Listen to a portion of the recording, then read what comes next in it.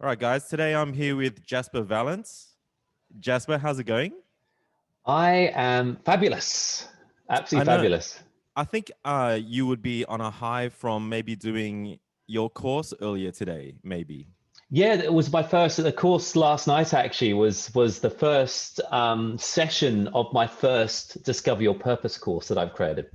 Okay, so this is Um, the first run. Okay, great. yeah, I've done IKIGAI courses, which is like a 4 hour workshop, and this has been quite some time in the making, and but it's really just flowed out of me. It's beautiful. It's you sort of know when you're on purpose with what you're doing when it just comes naturally, and you feel so good about it. It's awesome. So Uh, I'm f- For yeah. those who don't know Ikigai, I mean, not Mm. everyone knows what that word means. So would you like to explain? Yeah, look, it's actually interesting because I went on it all started when I was teaching, and I was teaching marketing and entrepreneurship at a international Hmm. college, and one of the pieces of content that I was sharing to help them sort of unravel their own business idea was that Venn diagram of Ikigai, Yep. and this is where my journey sort of began because I looked at that Venn diagram and I reflected on my life, and I was like, oh my God, I found my Ikigai. I mean, that just explains everything about.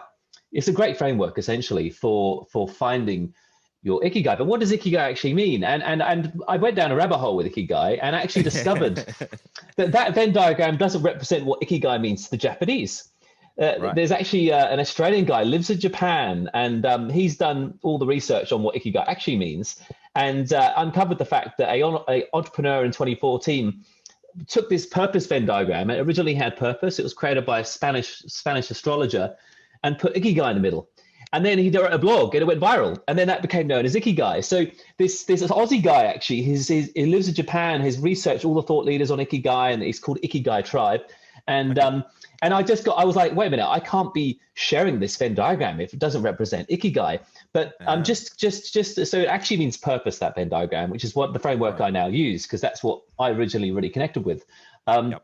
but ikigai, doesn't mean that you have to found your grand purpose and meaning in life. It could be the smallest thing in your day that makes you happy. It's more about the roles that you play in your communities, in your life, that bring meaning. It could be going for a surf in the morning. So it could be the smallest Mm, thing.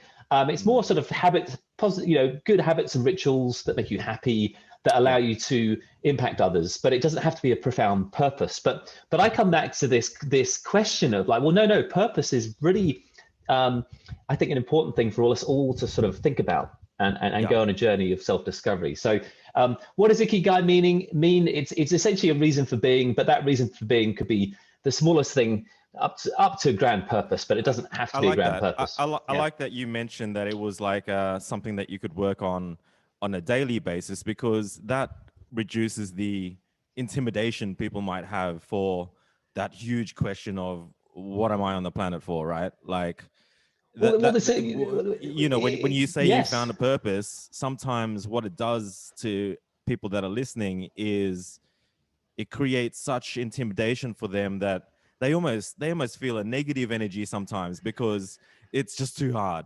And then the people who are seemingly happy or have discovered purpose become almost targets for people I haven't found their who purpose. right, Yeah. or yeah, it's almost like it's like in Oh, today's I feel so special because I found my purpose and you haven't. And right, yeah, right.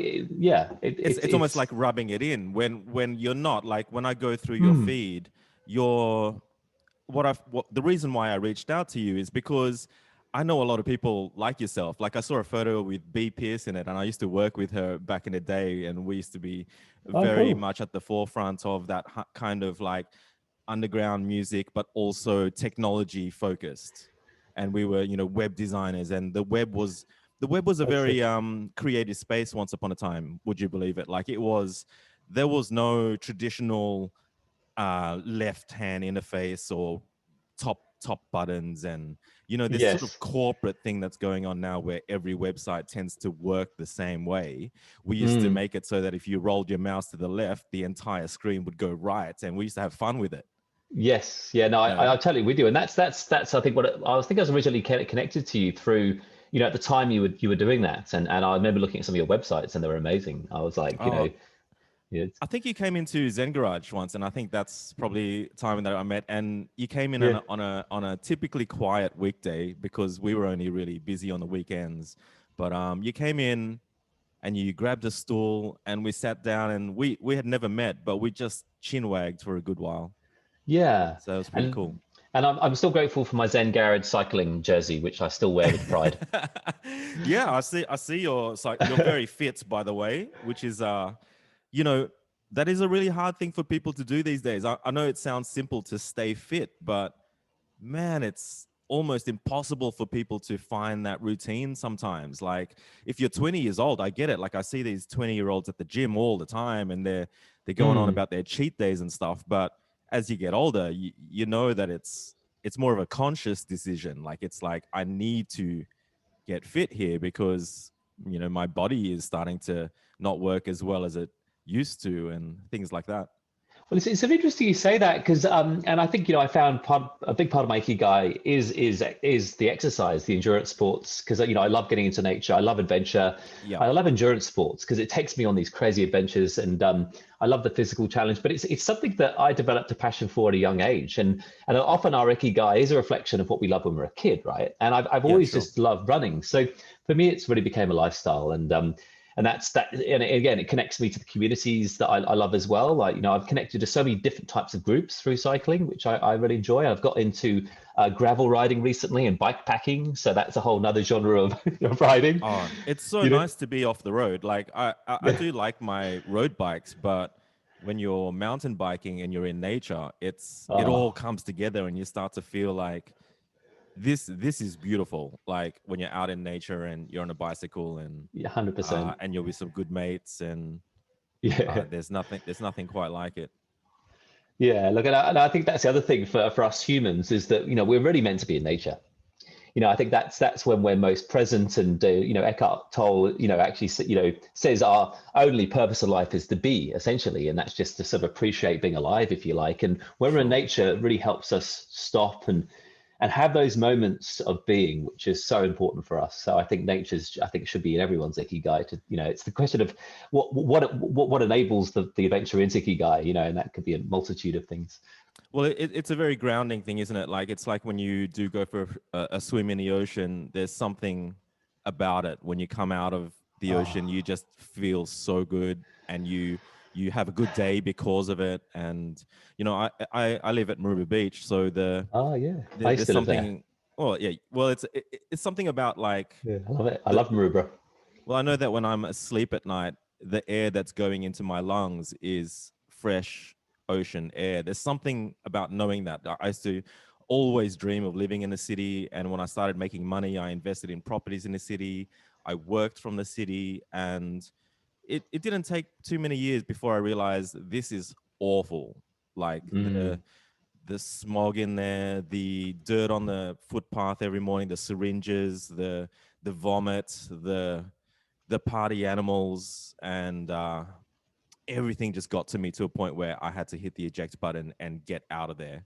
So it's fun. good. It's funny how when when we are younger, maybe because you've had a fairly corporate background, just like I have. Like we're both in marketing and advertising, and it's almost like I feel like it's taken me 30 plus years to realize advertising's disgusting and no I one really know. likes it. I have so many reflections. Like, what was I doing? What? Right, Helping right. people to sell stuff to people that's not that's just this temporary happiness that just there's Yeah. just so much wrong, isn't there? Really. But it's amazing, isn't it? Because it's just the like life is about levels, right? Like Yeah. we weren't doing anything bad. We were just maybe just not open to seeing ourselves from a bigger perspective at that age or something like that. It's like you Yeah. can only step back so far, right? Like you don't want to be your Hmm. worst critic. You don't want to criticize everything that you do, and you know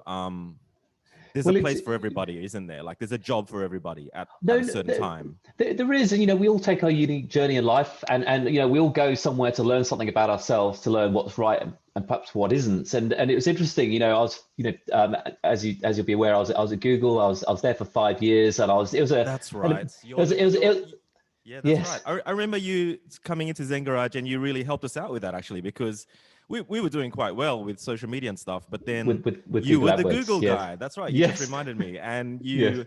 you gave us some tips on, it's kind of along the lines of you got to spend money to make money, and Yes. you suggested that if we do spend money on this technology, that we would get more followers and visits and stuff like that. Well, it was just like helping you be very specific. If you're going to spend money, just be very specific around the searches you're targeting to Yeah, prove the chance of conversion, essentially. yeah. Or I can't think it was more of maybe a brand strategy. I can't remember exactly, but yeah. Mm. So I lived in that world of search and then went into consulting around search. And it was sort of interesting.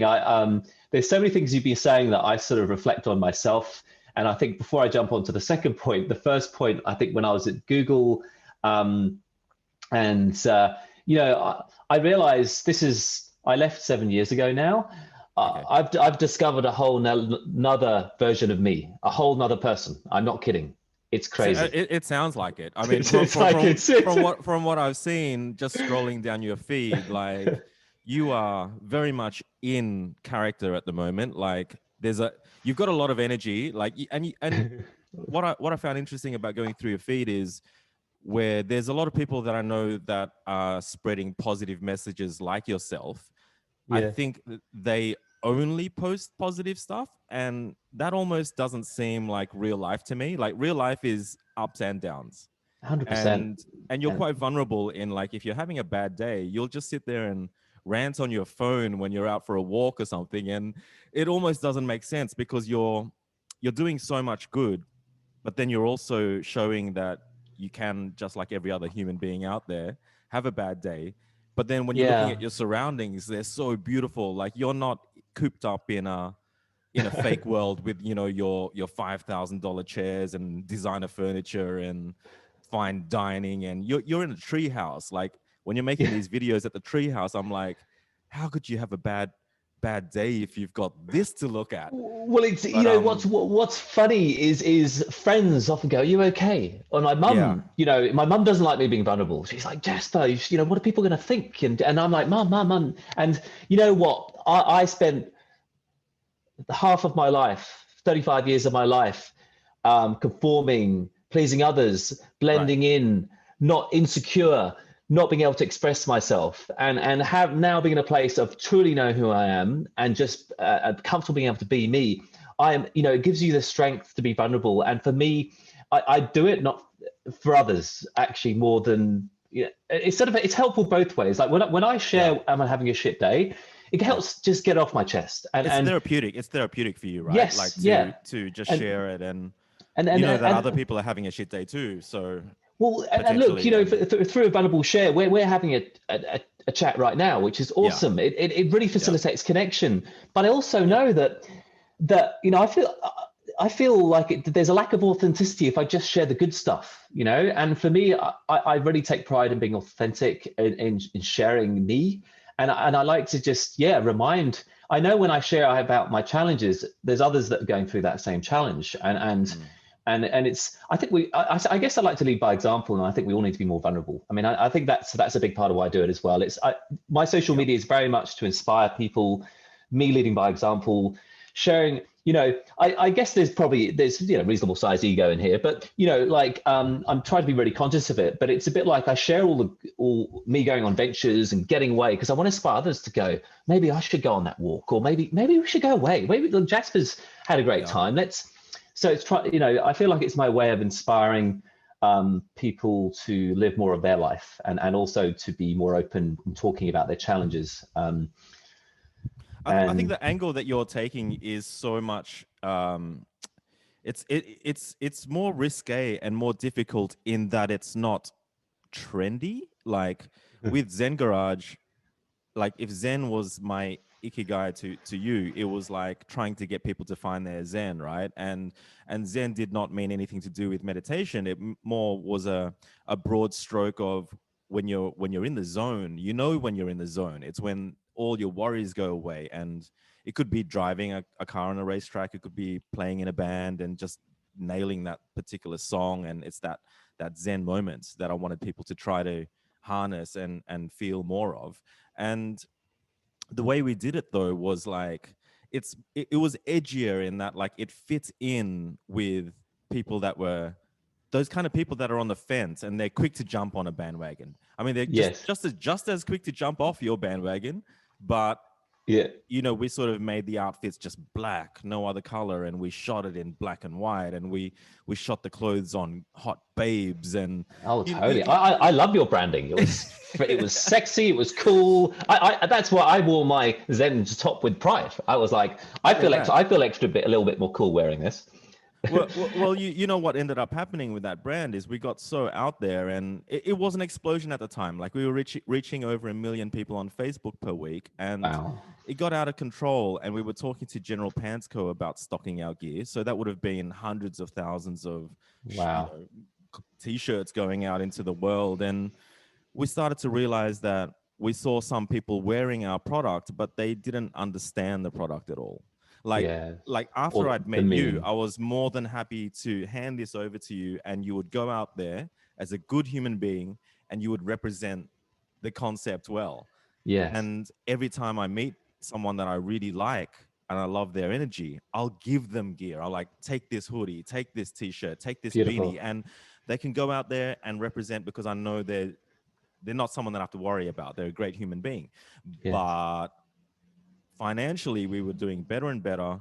We got to a point where people were buying it because it was cool, because it was in right now. And I lost a lot of sleep over that, man. Like I really, it's interesting, but getting back on point, it's like what you're pushing, you with your crazy dance parties, your crazy outfits, like, and certain keywords that you use too, like wellness and purpose and stuff. Like, we live in a day and age now where I would say the typical 20-something-year-old guy that buys Zen Garage might look at your stuff and just go, fucking hippie. And, you know, that's what we are, though. Like, I'm a hippie at heart. That's what I am. Like, hippies are some of the coolest people on the planet, but it's not the 60s, you know what I mean? Like, no, we're very, there's the really judgmental people out there. So I was just wondering, how do you deal with that? Because you are going all out with that image, and like Burning Man, for example, right? Like you've seen Burning Man was so pure for so many years, but then at some stage it almost became trendy and cool, so that a whole lot of people going to it might not have been going for the right reasons, apart from just wanting to. It's like getting a tattoo on your face or something. It's so cool now, you might as well get one. No, I totally hear you. And God, you know, I think, how do I respond to this? And I think I respond to it really clearly and say that I know myself and I love myself, and I just be me.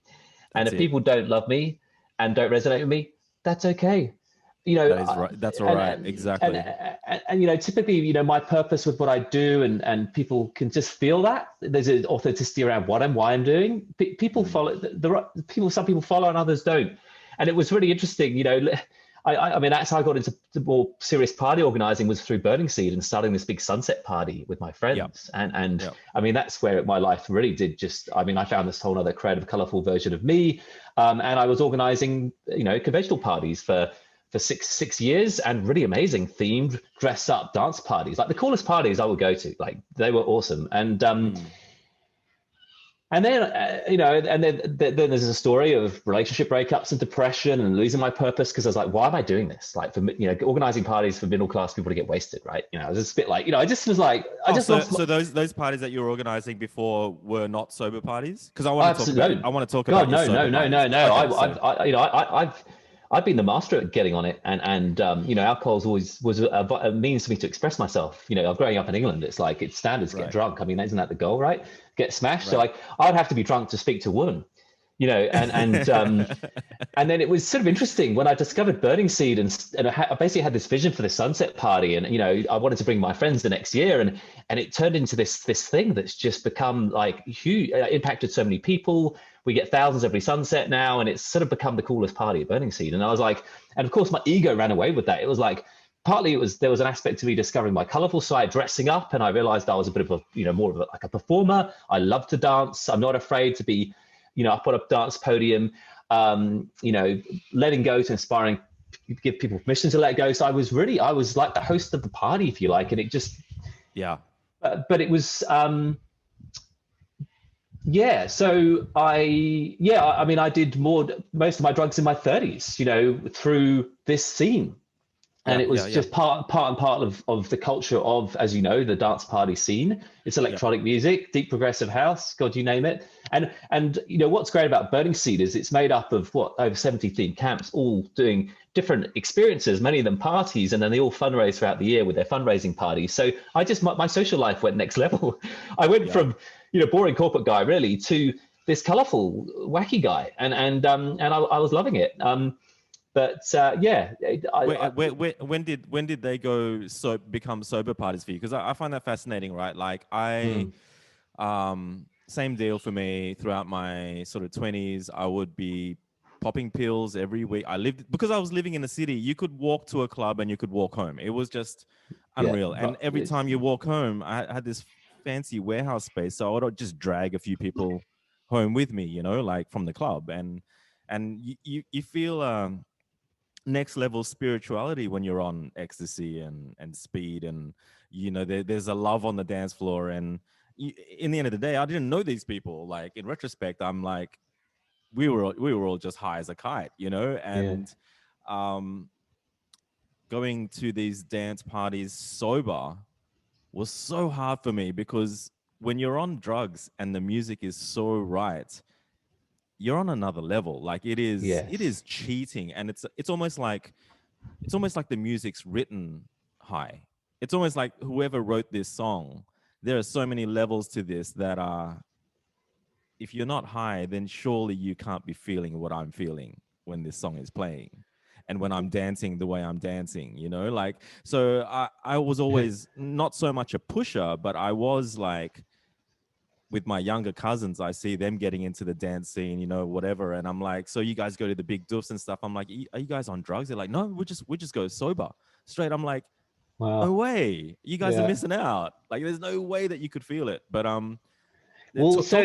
talk about that. I find it really fascinating. Yeah, look, so I had my experience of drugs. It was always well moderated, and it was always in balance with this healthy lifestyle. Like, because I'm a cyclist, I get up really early, and the parties, it clashed really, as you can imagine. Like I normally go to bed at 10 p.m., get up at 5, and the parties start at 10 p.m. So that was always interesting. And to be honest, I needed the drugs to stay awake more than anything else. That was part of the. But I'm not one. I've always been one for making the most of the day and living, and I think experimenting with drugs for me was part of that journey, and certainly enjoyed psychedelics. In nature at Burning Seed. Oh my God, riding a bike at night with the lights, it's just into the abyss of just. I've had incredible experiences on drugs, and they've always. Psychedelics have actually sort of really helped clean the slate. Actually, helped just clear out all the noise and repetitive negative thought patterns. I think and as we know, it's proving to be good for our mental health. But that's a whole nother topic. But so how did I end up doing sober dance parties? Okay, so it's quite extreme, and I think why I originally started this conversation is when I did this, I lost a lot of friends. When you did what? When I started doing drug and alcohol free dance parties, it was like, mean, it wasn't, I didn't lose friends. I was just, friends changed, and that's normal. You mean maybe because I've had the same thing happen. Like my closest friends were the ones that I was doing drugs with every time I see them. Like I was crazy bonghead, and I was smoking an ounce of weed a week, and it just got ridiculous. Whoa, like a huge cost on my wallet and motivation, and it's funny when you're just running out of weed. It's amazing. I will go to the other side of the state to go and pick some up, but when I'm on it, I just couldn't do a thing but just play computer games and pass out all day. I was basically comatose, but I really miss those guys. Like it's really difficult. Like it's really, people talk about it all the time, that like if you want to get off a certain drug, you might have to change your friends, and it's a common bit of advice actually. But when you're on the drugs and you're like, how could I ever say goodbye to these people? It's just impossible. but I think it was, and that's so true. But I think it was actually a bit of a misjudgment. I mean, you know, it was. But how did I end up doing this? For starters, I'll tell that story, and then I could just share more about like how my life's changed since. But you know, essentially, I was very involved with Sunset Island. I met this Israeli artist. She was sort of creative director for Sunset Island. You know, she made costumes, right? So she would make couple outfits for us, and I'd be in massive feather mohawks. I mean, I was like, you know, she made me look amazing. Together we were amazing. I started this big sunset party, and it was all a bit like a fantasy, really. I was just like, what sort of life am I living? It's certainly way more exciting than it ever was, that's for sure. But it was a challenging relationship. It was, you know, we clashed. It was highs and lows. It was roller coaster. It was there was cannabis involved. I'll share that. You know, it was sort of like just magical, but also, you know, a lot of clashing, and eventually, you know, we had to let each other go, and that turned into the most, you know, as you can imagine, because there was a bit of codependency and attachment, a painful breakup. Like it just anyway. I'd helped her take a costume business online, and I was sort of invested in that a little bit, and had a vision for like achieving my purpose by helping people express themselves through this costuming. But with a breakup, that had to go. And after 6 months on and off, you know, we called it quits. And I basically hit rock bottom. I went into real depression. You know, and how old were you then? That was, you know, 3 years ago. 3 years ago. And how old are you now? How old are you now? Well, sorry, so how old? I was at 40. So I'm 43 now. Okay. Yeah. Okay. Cool. And it's almost like a midlife crisis thing, isn't it? I mean, as cliche as that sounds, but I think when you get to the 40s, you do kind of expect a bit of a curveball at some point, so that you hit the reset button. It's almost like hitting the reset button in life. Yeah, and it really was for me. Like I lost my purpose, and so if I once had purpose with organizing parties, and then, you know, promoting awesome costuming and getting people dressed up, and lost that, I was then faced like I need to earn money again, and I was facing a corporate job type situation, like. And so I was like, but I knew that wasn't right for me. I've left that. Wasn't that guy a long time ago. So I had a bit of an identity crisis, I guess you could say, because I'd always been this colorful guy over here, and then, you know, more professional Jasper over here, and that was always a bit of a conflict. I was like, I could never really be myself the whole time, or I was, you know. So anyway, so you know, I went through depression, and that's where I realized, you know, drugs and alcohol weren't serving me. So I just stopped, and I was like, you know, and I'd been on a spiritual journey years before, actually after a divorce. And so I'm sort of quite self-aware, if you like. I knew exactly what was going on. I was like, fuck, I'm depressed. This is shit. I can't get out of bed in the morning. I'm in a halfway shared house, and I feel like shit. And I have to go to interviews and sound awesome when I feel like shit.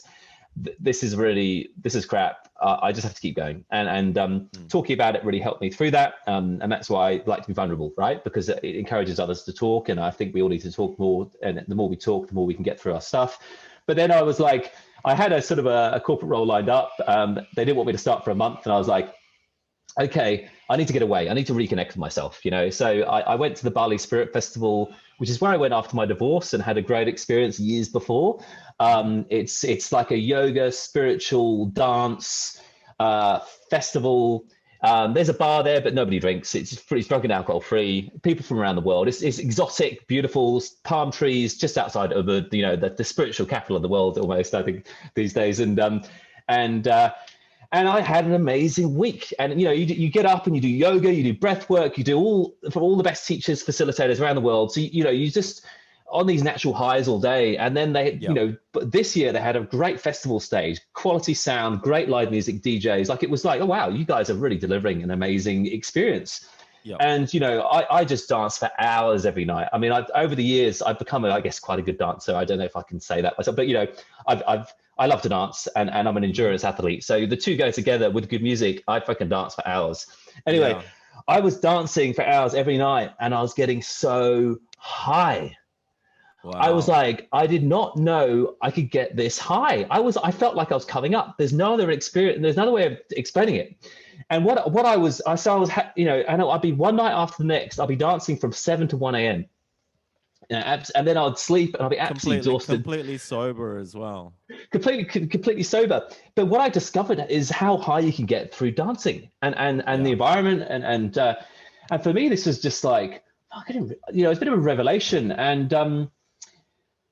And just at the end of this week, I'm going to tell the true story because we're here, and this is because there is a bit of irony coming up. And anyway, I finished the week feeling sky high. From going through depressed to reconnect with myself. And I met this girl on the last night of the Spirit Festival. I then went to Gilead. My friend was DJing. He lives on Gilead. He was DJing at Sunset. I was with the hot chick. I was like, fuck, this is awesome. I like totally reconnecting. And then someone gave me a mushroom shake. Oh shit. Yeah. And I was like, and I say with drugs, right time, right place. You could sort of like, right. And it was clearly Sunset, friend DJing, beautiful girl I just met.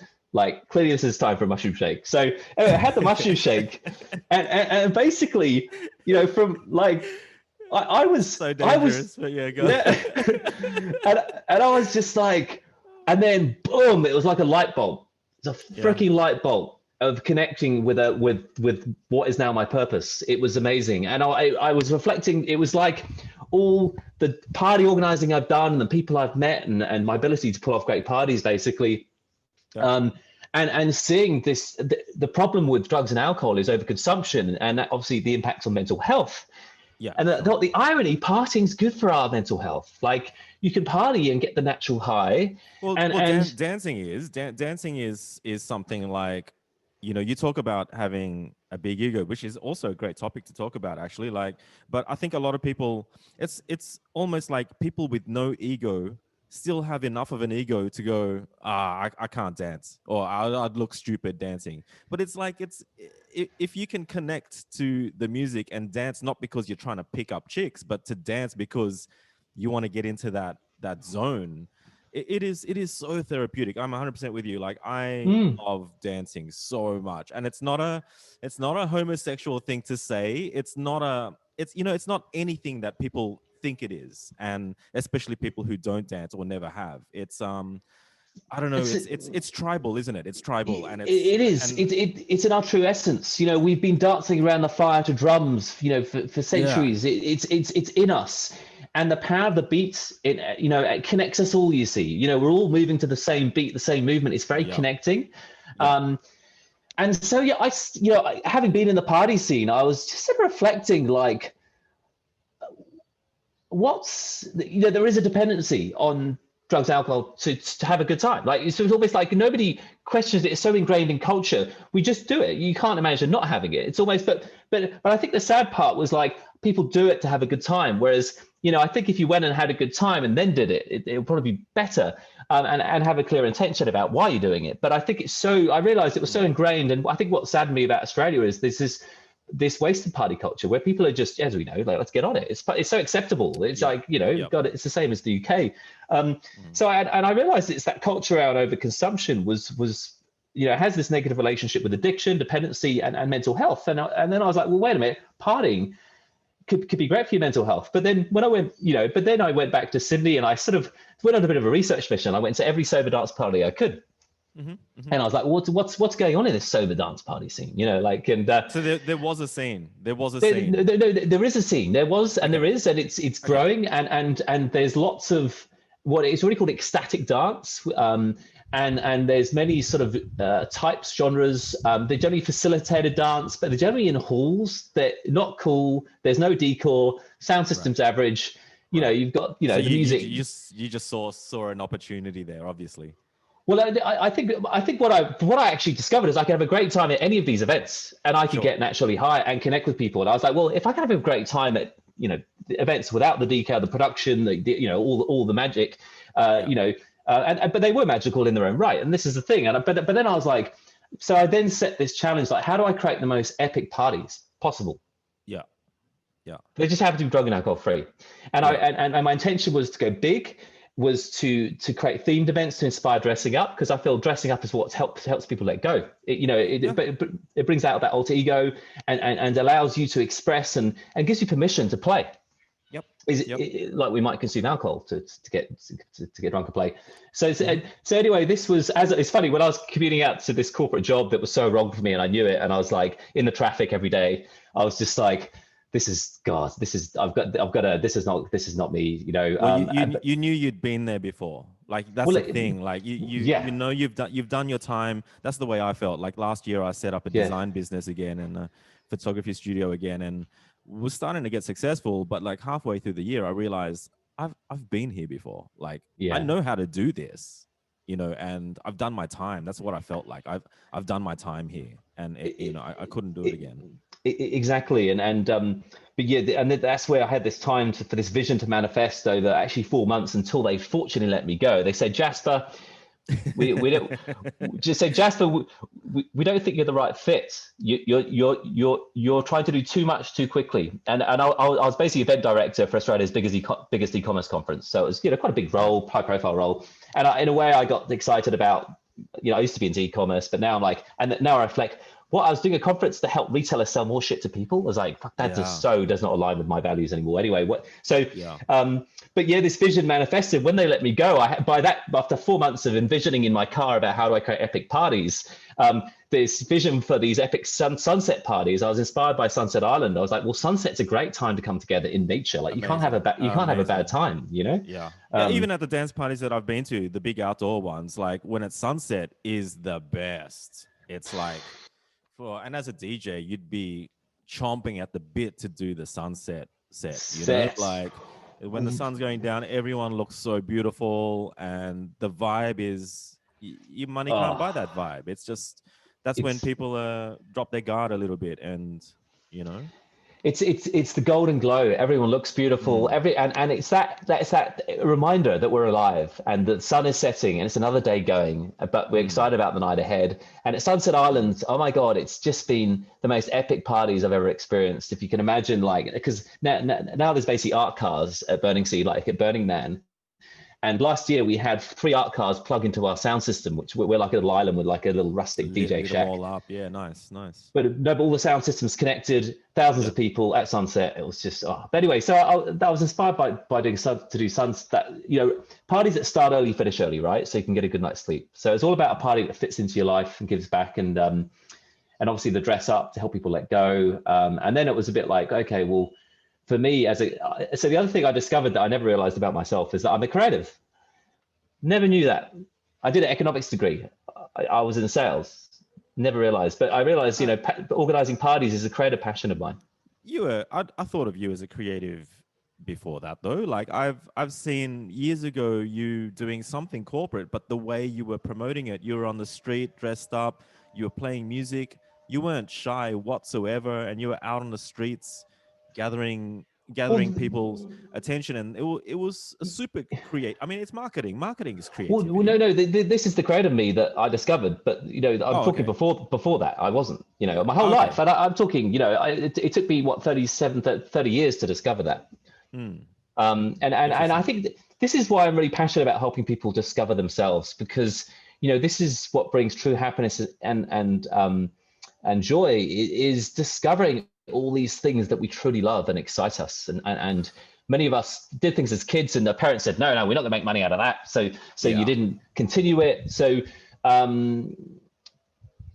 but yeah, so that's still a hot topic for me though. Like I know a lot of young guys, especially from running Zen Garage. I know a lot of young men who they're not dating. They're not using dating apps because they tried it once and it didn't work. And they are not going out. They're introverts. And when I try to challenge them to either find some joy in the job they're in so that they don't sit there and complain to me about it every time, and then if that doesn't work, try to get them to take a risk and leave their jobs to try to find something better, then the replies are usually, well, I'm not good at anything else. And then I'm like, well, what are you into? What are you passionate about? I don't know. And I find this fascinating because as a kid of the 80s, there was so much inspiration that every kid was into something. We were all, Yeah. everyone that I met was crazy about something, and they would introduce you to something, and you might like skateboarding, you might like getting into high Mm. top Nikes and basketball culture or hip hop culture, or everyone seemed to be into something. Whereas now I find a whole lot of people that I know or in my circles, they're very unhappy. They do the same thing every day. And when challenged with what is it that you would rather be doing, they it's they're inundated with the question. It's absolutely impossible to answer. So I find this fascinating because where you're trying to inspire them, like that was my why, right? My why was for all my life has been like, oh, I figured it out. I'm on this planet to inspire others. And it was really simple. And I thought, shit, this is enough for me to go and live my life every day. But I also had this thing where my dad passed away at 46. So I thought, Justin, Ah, you've got till 46 to do everything you fucking want to do in life. So awesome. that, well, that got rid of the fear for me, right? So have gone hard my whole life. And that's when I hit rock bottom, was when I got to realize like, fuck, I've done everything. What else is there for me to do? And for some reason it all came crashing down. So I've Yeah. had to change my purpose. I've had to change my why. Now I feel like inspiring others is almost too easy for me, and I need to find It's quite broad as well. right. I, And I I, think hmm. and it's almost like I'm being a little bit more selfish now. Like I do have a huge ego, and you talk about ego being a problem, but I've never really found it too big a problem. Like I think when I get too egotistical and I start to maybe get a bit insensitive and start to upset a few people, that's when I pull it back, because I'm like, oh shit, being blunt and honest doesn't mean it's necessarily good if you're upsetting people by being too honest and too open and too blunt, you know.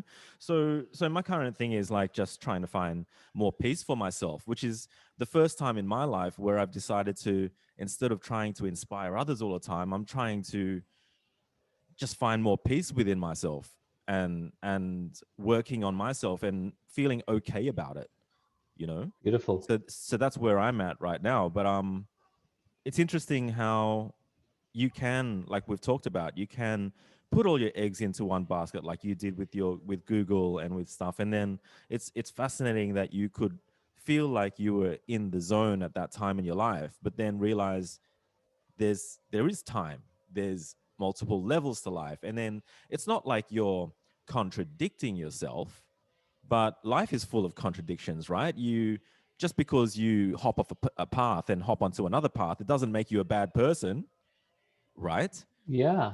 So I find it fascinating. Like do you struggle with that? Because a whole lot of people that I know that are in a situation where they're unhappy could probably get something out of doing your course, but I don't think they're the kind of people that would read your website and read it all and just go, yeah, I'm Well, gonna do this and the money I on. don't know how she have a website yet, but Okay. look, look, it's I'm really excited about this course.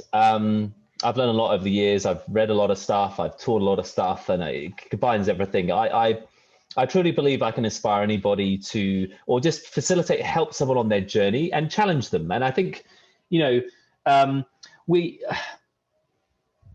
there's something that excites all of us. There really is. There is There has something, to be. or There has there to is the be. highest excitement. If you think nothing does, what excites you most? Like, and so if nothing excites you right now, you'll be going, well, how are you? Where's your time and energy going? Now, I Mm, think mm. I think the whole people fall into is they often end up in jobs they don't love, and Right. it's what It's comes very up. common. Hmm. It's what I think one of the biggest mistakes people make in life is not intentional about what they want and what do they want to create in their lives. So they just take what comes along, and then in fact their whole life is that. It's I lost that job, but this one came up, so I'll take that one. There's no reflection and this is the thing. You have to get to know yourself to know what you want. It sounds really obvious. Well, no, it is, but it's not though, because I don't think anybody out there is themselves. Well, okay, there are, but a majority of people are definitely not themselves. I mean, you can blame social media or whatever, but all the people that I follow on Instagram are showing something that's different to the person that's in front of you. So You know, it's pretty common, man. This has been yeah. happening like since you walked into Zen Garage like 2010 or something like that, or 2011, 12, or whatever. Like it's piled on since then. If you think about it, like it is as hard. It's never been this hardcore before.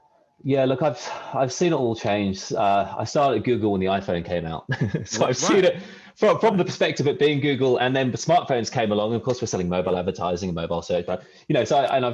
now seen the impact on human behavior, and watching Social Dilemma really just highlights this issue, bigger issues of capitalism, and why organizations need greater purposes anyway, and give a shit about humans and happiness. But yeah, I can see what's happened, and it's very sad. I mean, your course would help people to unravel that because, you know, for me, it's the little things, man. Even just like going to sleep without my smartphone has been such a big change, even though it's such a tiny thing to make, such a Yes. small change. But I was realizing that I was reaching for that fucking phone at 5 in the Yeah. morning. My arm would go straight to it. It'd be a blaring bright light, and I would get the dramas of the day, whether it's politics or whether it's Yeah. instantly as the first thing, the first few minutes of your waking day Mm. are already, it's already loading you up with worries and, you know, and even sitting there and scrolling around and updating things to see what's new. And, you know, if it's not on Facebook, then it's, oh, there's nothing else new there. I'll hop on Instagram and I'll check it out. Then I'll hop on Twitter, and then I'll hop on Discord, and I'll hop on all my things just to, and I find that I'm doing that throughout the day. So part of Yeah. it is a necessary evil. Part of it is like I use this for business, and I use this to try to reach more people. With these kind of podcasts, it's difficult, right? Because I'm just starting them up again, and you know now the algorithms are absolutely screwed. You know now to get like, you know, tens of thousands of views on a YouTube video is really difficult. Yeah. But Super challenging. Yeah. I'd rather them watch this shit of us just having an open conversation than me putting like a whole bunch of hot babes in a video and then instantly I'm going to get more likes. Or if I put up a Yeah. photo which is just Oh, a woman's bottom, that's going to get so many more followers and likes than if I put up the artistic shot. So it's almost like now that I'm finally contributing in a much more positive way, I feel, with doing these podcasts and doing things that are open and vulnerable and stuff like that, it's almost like, well, that's not necessarily the stuff that people want to see. It's not where the abs- views are. look, Justin. Full respect to you. What you're doing is what we should all be doing. If you a great book or audio book, if you feel like listening, is by Seth Godin called Tribes. And it I talks like the about how title. it talks about how we can all step up as leaders, and we don't need millions of followers. We just need 1,000 people who Yeah. truly believe what we believe, and we can Mm. through that can create change, and waves can move out from there. Yep. But Makes sense. and so I feel like today it's all about being truly authentic and building a close knit community, and through that community you could probably sell some stuff, enough stuff. I mean, so a couple of things. God, you bring it. There's so many things coming up for me. The first thing, when you're talking about these young kids who go, I don't Yeah. know what excites me. I'm like, we've all been kids. When we're little kids, we did what we loved. We didn't think We, about it. We just that's what I'm played. saying. Yeah. So what do you think that is though? It's like a this humongous disconnect that people are having. Like that's the way I look at it. It's a huge disconnect because Yeah. um Look, it's so almost I like think that. Mm, so. Social it's media is escapism. It's almost like escapism. It's yeah. like if I see It's them playing computer games a lot and they're getting digital achievements, it's very different to getting a trophy from cycling or something. At least with a trophy, it's this plastic, disgusting, cheap thing, but you can display it on your shelf. You could put it on your coffee table. Whereas when you're yeah. getting a digital achievement, it's not real. So it's like, uh, Yeah. Well, maybe the achievement that day is to get like, you know, come on guys, subscribe. Let's get to 150,000 subscribers by the end of the week, and then they reach that, and it's like fist pump, and it's very different because it's not two ways. It's like they're asking for the likes, they're asking for please follow, please like, but it's not a two-way conversation. What you're doing is obviously two ways, because you help someone, and then when they give you that feedback of the fact that you've helped them open up their minds and find some purpose in life, that feedback is gold. Like, I know that's a two-way conversation, and that's an achievement. So it's like you're saying, like, to get people to own it to a point where you can lead as well. That's really hard for people to believe they can. Very hard. Look, it's so, yeah, the sad part is all these devices, all games are designed to be like crack. Hooks. Yeah, absolutely. Addictive, absolutely. basically. Absolutely. And they're incredibly effective. They capitalize on human behavior. As I say, have you seen Social Dilemma? I almost couldn't watch the whole of it because Right. it just made me feel so sick in the stomach. But I feel like I've done some of those things as well. You try to engage with people to keep them on. You try to, some of those tactics are manipulative, and in advertising, I feel like that's what worked me up to advertising as well. It's like it's quite manipulative. I'm going to call out the problem here, and it's very clear. So what happens? People do jobs they don't love. When they stop doing the job they don't love, what is it they do? They go on their phones. It sucks the life out of them. They don't have any time and energy to invest in the things they probably do care most about and love. And in fact, they lose themselves in their phones. And what are they seeing? They're comparing themselves with others. There's just so much negativity in these, and it becomes habitual, it becomes addictive. And then you have to go back to the job you don't love. And there's also this dangerous relationship with alcohol and drugs. And you leave the job you don't love, and your life sucked you from the phone. You're like, fuck, I want to escape. Give me some drugs. Give me some really good drugs. In fact, give me lots of good fucking drugs, because I need to escape. And then you wake up feeling, as you know, any high comes with the low. It's almost like, and there you wake up in the morning and you're back on your phone. It's a huge problem. It's a huge problem. Yeah, it's a huge problem. And yet life is so freaking simple. It is like, where you put your time and energy is what you get back. It really is. Like, so, and that's why I try and help people do is understand, like, give them direction. I like, okay, no, like, you simply help them understand what they love doing and excites them most, and then go, how can you put more time and energy into that? And then, so often that requires change. It requires leaving jobs. It requires some level of suffering. I mean, it requires change. A bit of risk, right? Yeah. Bit of risk, and risk is a big part of this. And obviously changing habits. And I've read, Atomic Habits by James Clear is brilliant. The science of breaking, it's basically the science of changing habits, and it's so achievable if you actually listen and put some attention. But the reality is, we don't try. We sort of just get sucked in. So I mean, a lot of these younger people too are in a situation where they're still living at home, they're not paying rent, and they've got a fridge full of food. So they're in such a good position to take a risk. Like, for anybody else, it's actually like, fuck, I might have a mortgage, or I might have a family to feed, and I get that it must be so hard to try to have a sea change of some sort and start your own project, And for those people, maybe it's best that they just chip away at it. Like, maybe spend an hour a day working on a passion project. Who knows?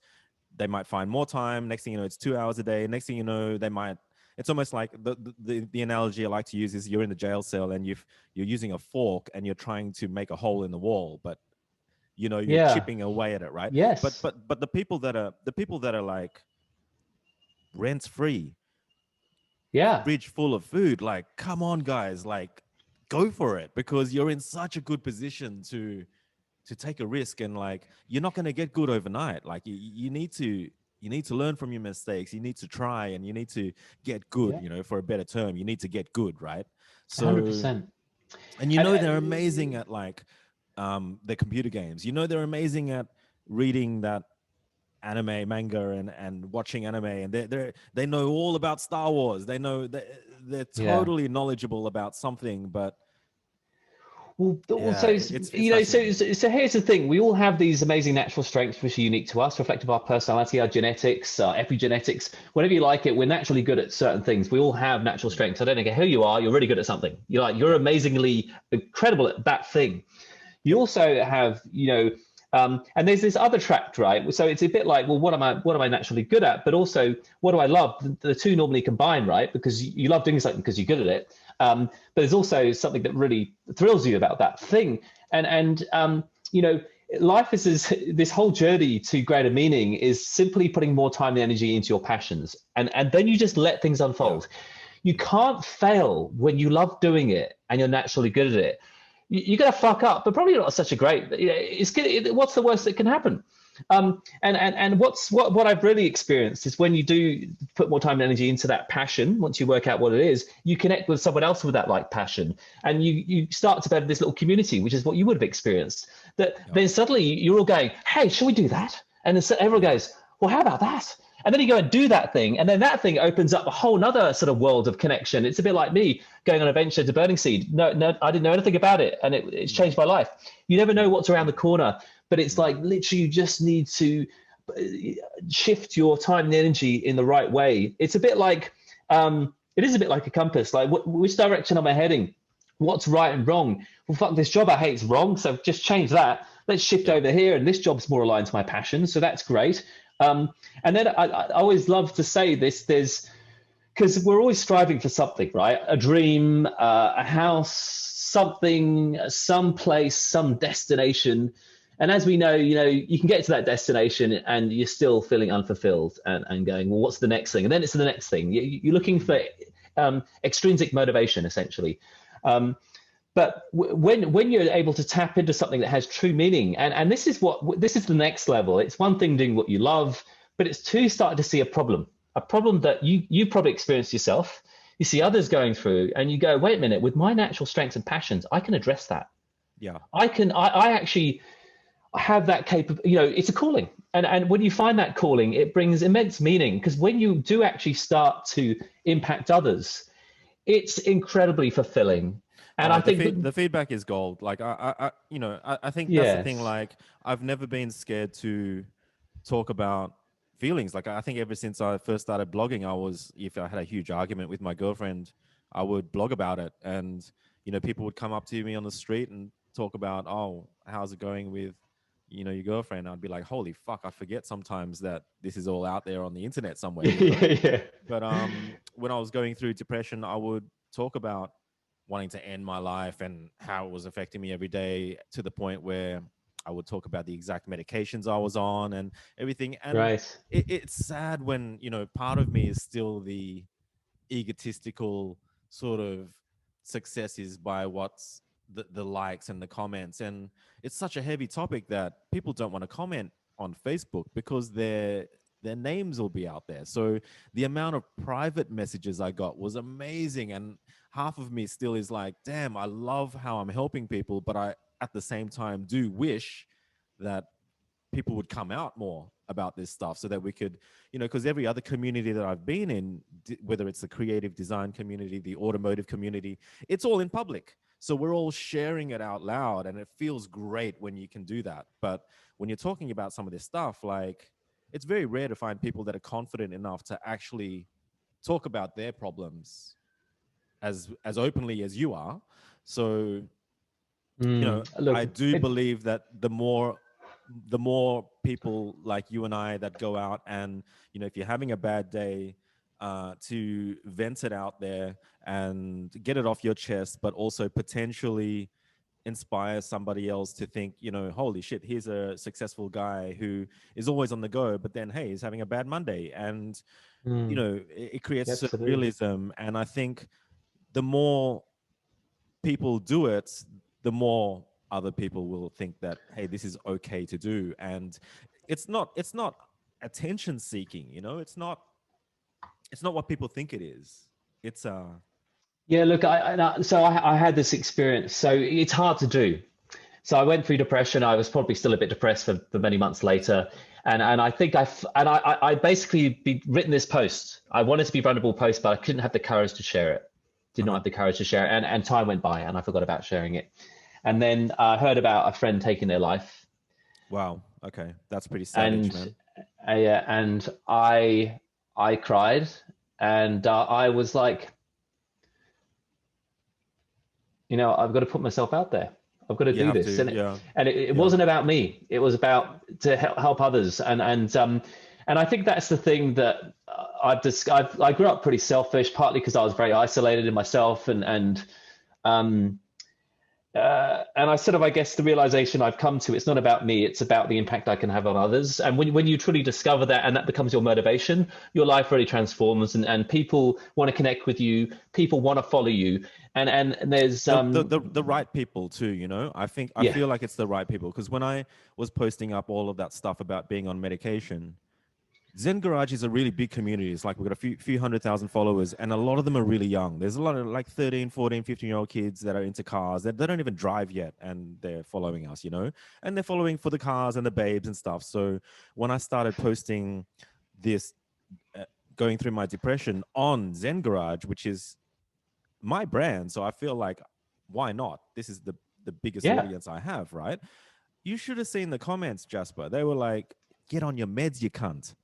And yes, Whoa. and I was like, I was like suicidal at that point, and reading those comments hurt me so bad. But it's like, Uh, that's how savage some people are on the internet, man. Like, people were hammering me for, see you Zen Garage, you used to be cool once. What the fuck is this shit? Is it fucking Men's Health magazine now or something? What the hell are you talking about? And you know, get wow. back to posting cars, get back to posting babes. And people just left by the droves. We lost like tens of thousands of followers. But you know what? I feel better for it. It's Well, like no, mass exodus. You guys can just fuck off. Like, you're not ready yet. Like, it's okay. yeah. I get it too. You know, we've had so many years of just posting cars and babes, and then all of a sudden, the guy who runs it is like has a wobbly and sharing it every single day. I'm sharing articles on this stuff, and I really destroyed. I really split the community. But you know, Well, no, I don't, no regrets, no no. Well, regrets. Justin, like, can I just say, amazing for being so courageous, and that's exactly what the world needed from you. So, you know, and then, yeah, there is a beautiful thing I think I talked a bit about that security in yourself, where you care what people think, but I don't really care. And Yeah, yeah, yeah, yeah. when you're acting in integrity of who you are, you're like, well, if you don't like it, well, you probably not.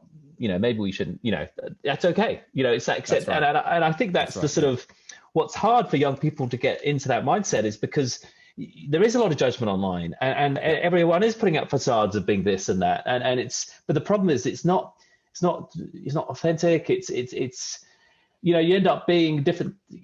Yeah, it's this is half the challenge. And I think, you know, what I realized, that I went through my whole life due to my first trauma, my first week at school. Mm. I thought I was stupid. This is the story I told myself, I, and the I meaning I took away from the experiences. I saw that. I saw a video that you made about your high school, part of But it your was high school life, and it was that's partly why I reached out and started communicating with you too, because it took a lot of vulnerability to share that story about yeah. how you were made to feel stupid at school at such an early age, and you carried it all the way till now, and it's still something that you can talk about today, you know. So it's obviously something that you've Well, it conquered, was. and part of Well, your it's growing sort of, process. you know, but this is sort of become my purpose. So you know, there's such an irony around the trauma you typically go through. What was taken away from you, and you felt that pain for years, Yep. is Yep. what you want to solve for others. And Yep. it's so ironic that Yep. your true meaning in life comes from the trauma. So, but you know, so it's Hmm. that was the case for me. It doesn't have to be the case for everyone, because a lot of people don't have trauma, you know, if you like, because they had just a very safe, clean upbringing, which I think, you know, You will at some point, though. That's the thing. Like, you know, yes, you if it wasn't can't for my avoid it. dad dying when I was young, like I was 18 when my dad died. So at 18, Yeah. you just want to party, you just want to, you know, meet Yes. girls Yes. and stuff. So I had Yeah. to really, everything changed for me. So I think, like, as much as I don't wish people to have such a shit happens moment, like, my God, does it change your life? And when you conquer it, like, it gives you so much strength, you know. So I think Mm. I hate to be judgmental, but I do see a lot of weakness out there, and I think a lot of it is because um there hasn't been any trauma. Like, Yeah. you know, like people who are, I had a mate who was saying, oh, I haven't spoken to my dad for 6 months. I'm like, oh fuck, that's horrible, you know, like, because people are so quick to like, oh, I don't like my parents, I don't talk to my parents, or I don't talk to my family, and I'm like, that's horrible. Like, well, why? And before he even answered, when I asked why, I said, wait up, don't you live at home with your parents? And he said, yeah. And I'm like, oh my god, you're living in his house, and you haven't spoken to your dad in 6 months. Your poor mom, Wow. and it's like, I think it's gone next level now, Jasper. Like, that's the thing, like Wow. that is so next level. Like, Well, look, uh, let's be honest. It's fuck. Do we? There could be a very yeah, selfish side of us, right? And right, it's not pretty. It really no, isn't. And no. it's yeah. But if you haven't had Fuck, I've been anything selfish. traumatic happen, if you haven't had like, this guy has both his parents, and Yeah. he's helping out with a family restaurant stuff, but nothing's happened yet. It's like, Yeah. Well, the world is still very perfect. but here's the thing: something has happened to all of us, and it's not the extent of the incident; it's the meaning we took away from it. And all of us have programmed into our subconscious some negative thought patterns which hold us Sure, back in sure, sure, life, sure. which is Yeah. reflective of something that happened when you were probably under the age of 7, even, but you just haven't reflected on it Yep. to understand what it is. And I think we all have these experiences. For me, I've created a very negative picture of myself. And that's the sort of, I guess, slightly sad part is for 30 years post the incident, I thought very negatively of me. And that's sort of a bit sad, but equally to discover the greater version of me is like, wow, what a discovery. I was like, I'm fucking amazing. You're fucking free. Yes, That's it. and Yeah. I was like, Jesus Christ! Like, I was glad I worked that out by the age I was, 40 and whatever. And I know I finally get to be me and like proudly be me. And I don't really give a shit what you think because I think I'm awesome. And so I mean, it can sound really arrogant, right? And people No, go, no, oh no, no, god, no. I like it. Like, I think you talk about ego a couple of times in your more like sort of more emotional videos, and you talk yeah, about battling with the ego. But let's talk about ego for a second, because mm, I think at our age, like we're sort of in the same age group. I yes, think we have done our time, like we talked about with the corporate culture, and we've done our time to the point where we were really good at things. We weren't just flexing like it wasn't attitude. We got to a point where we actually put the time in to get good at something. And when you do start to master something in life, doesn't matter what it is, but when you start to yes, master something, you develop a genuine confidence yes, about yourself. The ego goes from attitude, which is insecurity and just beating your chest, to actually confidence, because you're good at this thing. It's almost like mm, if you could bend the ball like Beckham, and you can do that. It's like you already know that I can show this off every time. Or like you said, when you're a good dancer, it's like when yeah, because you hop on the floor, and yeah. the sense of It knowing, because it like. it flows out of you. Yeah, Right, right. So when you're not yeah, kidding anybody, you're not kidding yourself, you're not yeah, kidding anyone, because you've worked hard to get there, you've mastered it, and you enjoy it. And when you do it, you feel, this is me. yeah. So what is it about ego that you think is not good? Because you almost sometimes say that you're battling with the ego, and it makes it sound like ego is not Well, so good, but it Well, is good. yeah. So here's the thing. There's two sides of ego. There's the ego that makes us feel good and gives us a sense of identity. And I'm great at this. Look at me. I'm better than you. And And there's also the negative side. The It doesn't have to be negatives. I'm better than you, though. No, but that's sort of like what's That's going on subconsciously. Is like, fuck, I'm awesome.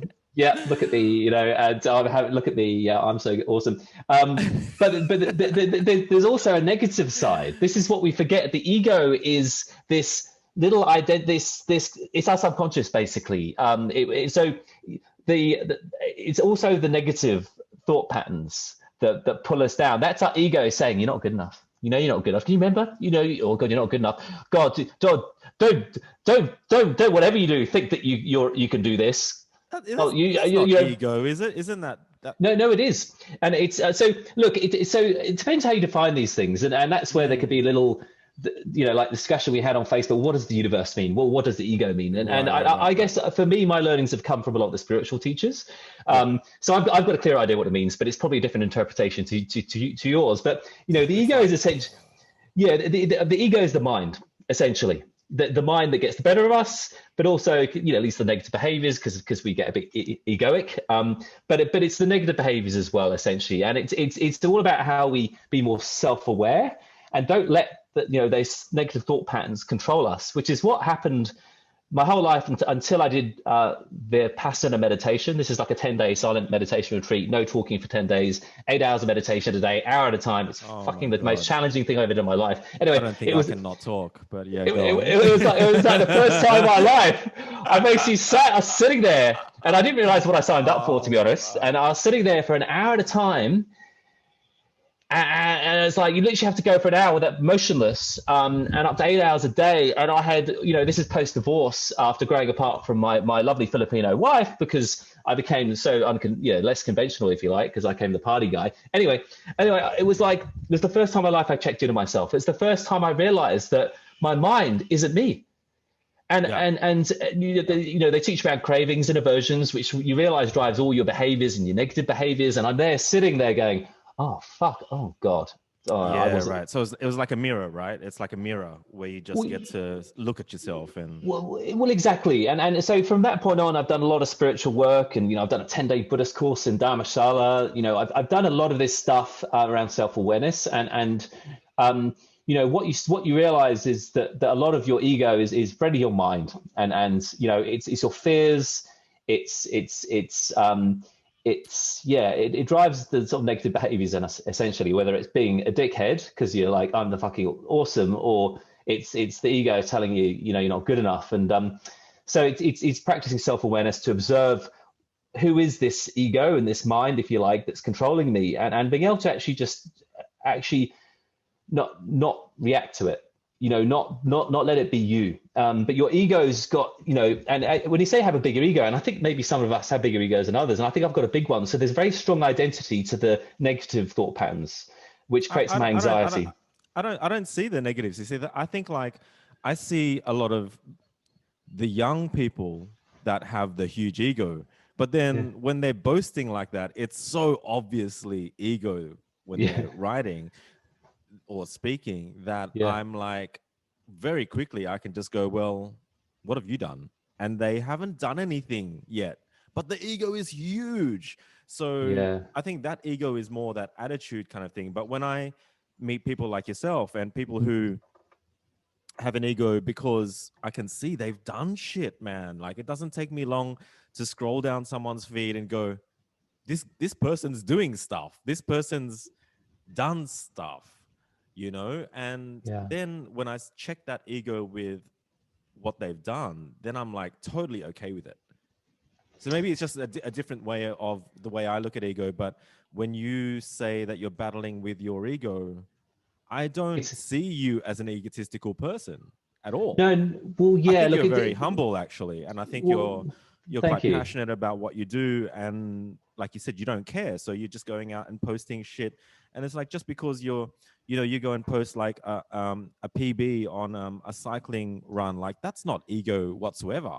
That's like a PB is, you're not in competition with somebody else saying, fuck you, I'm fucking faster than you. You're saying I just beat myself. So that's super positive, man. Like, no, exactly. And I can understand how it could be misconstrued as ego and but you look at, I think if there's one sort of spiritual teacher or a book to listen to help sort of understand what I'm talking about, where I guess I've learned from, because it's, I'm not saying, and is Eckhart Tolle.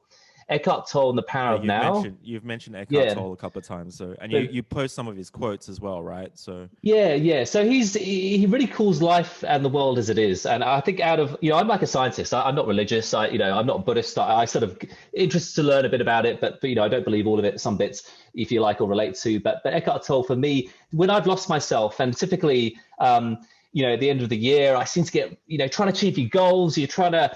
I basically end up in a fucking tiz.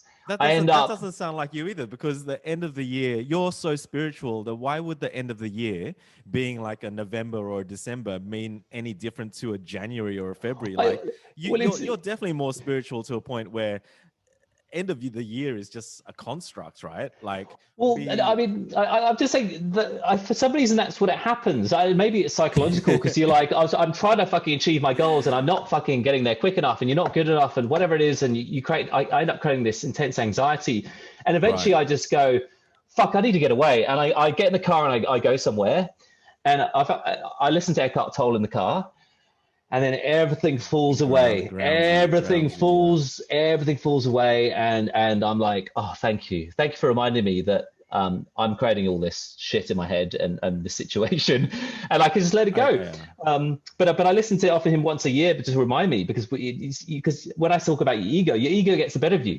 You're not good enough, or you've got to achieve this, and so that's what creates this intensity in your head and all the angst. Whereas you could just fucking let go of that, and that's why it's like, yeah, you have to sort of. Okay. We're all on a different path, you know. Like for me, I realized that I was so wimpy that I couldn't even commit suicide. Like where I really romanticized about it, I realized like, holy shit, it's really hard to do. And I was just so upset with myself that I didn't get anywhere near jumping off the cliffs down the road because I didn't have the balls to do it. So that was a low that was lower than the low that I was in, because I realized I can't even fucking do this. This is ridiculous, right? So I think, you know, bouncing back from that, I've just realized like it's not Amazing. my choice. It's not my choice when it ends. And time is a construct for me because I feel like I've done everything that I wanted to do in life before my dad died, right? At 46. I'm 46 next year. And I'm kind of like, I feel like I've done everything, but now I'm realizing, holy shit, life is going to be a lot longer for me now. So this sensation of like, fuck, there is no rush anymore. It's such a huge weight lifted off my shoulders because I'm like, I've got time now. Like all these people with my race car, all these guys from the car community saying, Justin, when are you going to get that back on the road again? When are you going to drive it again? I'm like, guys, I got plenty of time. I've got like I've got plenty of time. I might do it next year. I might do it 10 years from now. I don't know, but it's like I don't have a deadline anymore. And even the word deadline, it means something very different to me now. So that pressure to like setting goals is not a big deal for me anymore because I've done that my whole life. And I feel like, Justin, I can just hop off the accelerator pedal a little bit and just, I've got time. Well, you know, it sounds like you're living what, I guess I hate him at Eckhart Tolle, what he says is our purpose, and that's being more. So it's all about balancing the being with the doing. And he says it's all about the being. And I too have created that spaciousness. And it's funny, even that everything I do is aligned with my purpose. To be honest, half the problem is I get so motivated with what I'm doing. I create these big visions and goals to impact, to create change, whatever. And I can see that going on in your... And it fucking stresses me out. And then I go, wait, what's going on? Wait, I'm stressed and anxious. Like, what the fuck is going on? And I'm like, Jasper, you're not being enough. Just enjoy being alive. Just enjoy, look at the fucking tree. Don't take yourself so seriously. That's why I reached out to you, man, because like I saw through some of the things that you're posting. Like, I think you're a really positive beacon, but I also saw the vulnerable side of you, right? Because you're showing it too. And I can see you feeling your purpose comes out when you help others. And I'm so aware of that because I feel like that is one of the most rewarding things to do on the planet is when you help somebody else. Even if you can just help one person, it just feels so fucking good when you get that feedback, right? So I'm addicted to that just as much as you are. But I only reached out, and I didn't mean to give you any kind of tough love or anything, but I'm like, I think I said something along the lines of, Jasper, you know, like, I don't want to worry about you, but maybe it'd be a good idea to help yourself before you help others. And I didn't mean that in any kind of patronizing way, but it seems like you're not verging on mania, but as someone that's been diagnosed with bipolar, I'm very aware of what mania is. I don't think you're there yet, but if you don't watch out, you have so much energy, and it's like, I get it when it's on, and when you're on, I can Yeah. see people finding your energy infectious. I get that. I know what Yeah. that feels like. But when you're off, that energy is not just going to switch off. So it'll Yeah. go to anxiety. It'll go to the negatives, like you said, with the ego, the negatives and stuff like that. So I Yes. think I see it. I see that you're not in a state of mania, but you have a lot of energy. You know, I have. you have tons of it, and I get why the people that you're helping would find it infectious, and they thank you so much for being you and sharing with them and helping them. You know, Yeah. but I, that's what I see, man. Like I'm so glad that we're talking because we're in different worlds, you know, like, but at the same yeah. time we're both um doing something that I feel like you said a little while ago, like more people, if more people were to share more and open up more and be more vulnerable, I think it'd be a better world. Um, Absolutely. yeah, a It really fantastic thing. it really enables the connection we're actually looking for, you know. And I think the other, you know, you talk about my energy, and this is what I suffered from most of my life was big highs and lows, Yeah, right? yeah. And That's what so that's a creative person, by the way. So you are a creative because y- creative people tend to have high highs and low lows. yes, and this is where my meditation and self-awareness has helped me. So I Yeah. actually feel myself getting excited about something. I go, Jasper, it's okay. It's great. Things are going good. Just stay cool. And equally, when things start to go the other way, I go, yeah, that's not feeling so great, and that's okay too. So Yeah. it's rather than the big, I become more wavy now. It's constant effort to be self-aware, isn't it? You know what I mean? To actually manage that. But and I sort of like to call myself out when I lose myself a little bit, because it's like, you know what? As much as I'm selling purpose and living this passion-driven life, it's not like this fictitious dream. It's like it's up and down and it's hard. And fuck, I've done 3 massive sober dance parties and I haven't made I haven't made money. I haven't paid myself. Like anyone would think I'm mad to continue with this, but it's the purpose that drives me, you know. 100%. 100%. So yeah, it's learning how to manage yourself and not getting caught up in yourself, and that ego is where you sort of come back to that, and it's I think what I identify with is everything I go through, everyone goes through. And I think Yeah. we can all appreciate that. Everything, all the shit, the negative thinking we have, whatever's going on in your head, we all go through this, and we all go through periods of life of resolving it, of trying to work our way through. We've all been there, and that's where if you can. This is the thing we forget. We think we're like the only one. We're not good enough. How we're being is a reflection of us. When you talk about it, people go, "Oh, you know, I went through that too. I don't really tell anyone about it, but you know," and that's what comes up. That's the connection. It's like boom. It's like I can Yeah. actually share how I got through that, Yeah. and Talking about it is where it's at. Like it really is. 100%. Talking about. I mean, look, I think like now that I'm off the medication, right? So I'm completely off the antidepressants and the bipolar medication against doctor's Awesome. orders too. But I've been off it for 4 months now, and it's the reason why I'm doing podcasts. It's the reason why I could hold a date, like say Tuesday we're going to do 3 o'clock. You know, when I was like down in the hole, there's no way I would organize things in the calendar, and last minute I would always just bail out of it, and that was just Right. Yeah. a lack of respect for somebody else's time, you know. But I couldn't think like that, you know. It's just like everything was just too difficult, and in retrospect, I think to get that low, it wasn't just like, you know, a family member dying. Like I understand if your dog died, your cat died, you're gonna feel depression. You're gonna Yes. get depressed.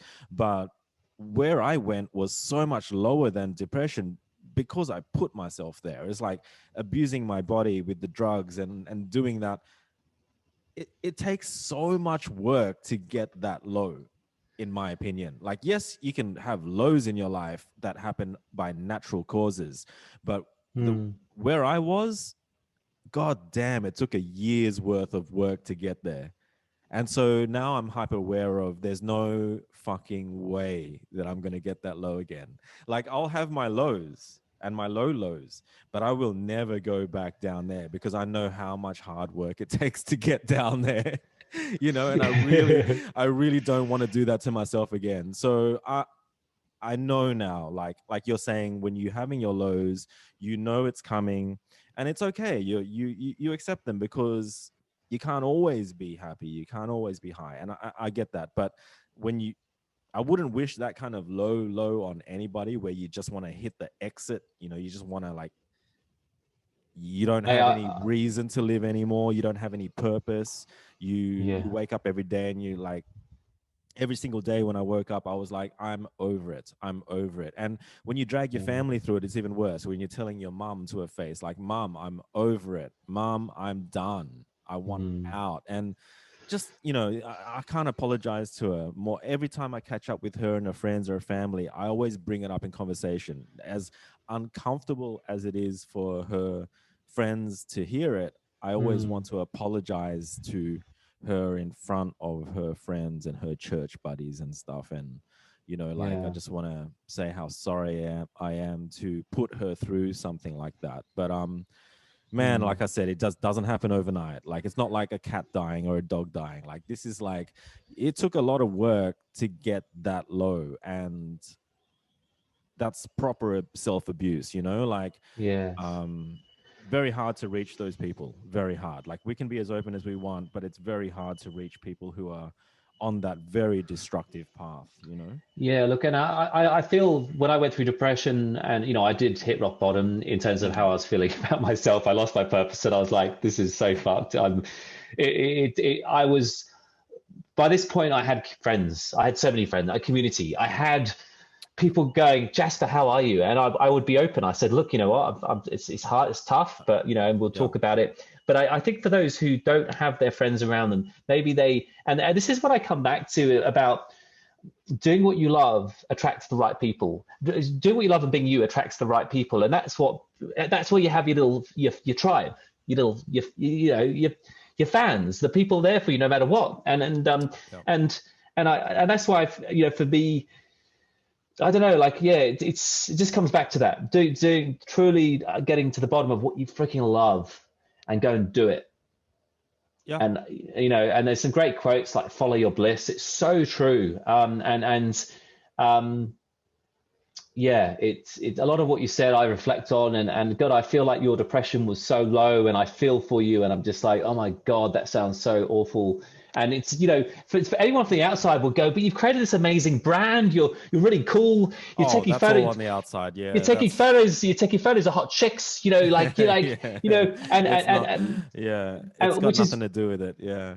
But you know, by sharing, Justin, you're leading by example, and showing that, you know, what people see on the outside is not what's on the inside. And wherefore, when we talk to friends, we need to ask, like, mate, really, how are you, man? Like, seriously. And you know, if we really care about our lives, it's our responsibility to talk about it. Yeah, I'm with you. If we don't care, you really don't care. It's like, okay, but so if there's one bit of inspiration for everyone who would listen to this, is when I hit rock bottom and I was properly depressed, and I could understand why people take their lives. I wasn't going to do it because I guess practice self-awareness enough to go, I knew what the fuck was going on, and this is shit, but I'll move through it eventually. I just got to keep going. But I was like, hitting rock bottom led to my transformation. I've bounced back to be the happiest version of me ever existed. Ever. And I've discovered it's if I hadn't gone there, I probably wouldn't have got here. And this is unfortunately where people have to go to find their purpose and find themselves and to create the change. I'm glad you're the one that said that, not me. But like, I agree with you, and it's really, it must be a really tough thing to hear if, you know, life is just so gray and there's no spiky bits. There's no, like, you can't just wish this shit to happen to yourself, right? You can't, it's just life experience. That's all it is. It's like, it is. You need to be experienced in life. And so, yeah. And I sort of reflect, it's, you know, it's reflective of our, you know, behaviors, right? We can keep being this person, whatever, because it's your habits and behaviors that lead to the depression, because your habits and behaviors is what you create in life, and what creates the situations, or someone dying can't help that. But essentially it's like you're being a certain you, and that eventually doesn't work, and you need to change your habits and behaviors. Otherwise, you do, yeah. And that's the wake up call. and you can, right? That's the thing. Yeah. Like, I think it's almost like that. Where does that come from? I think I can, but it's like, there's so much doubt going on, and yeah, maybe a lot of it is because of fake ego or social media, or Yeah. maybe if we go to a country right now and take a good look at a country that doesn't have the internet, I think they'd probably be better off. Like, I think 100%. Unfortunately, it's a very sad. you Yeah, know like we aren't out there playing. We're not in nature enough. We're not out there yeah. just in the moment.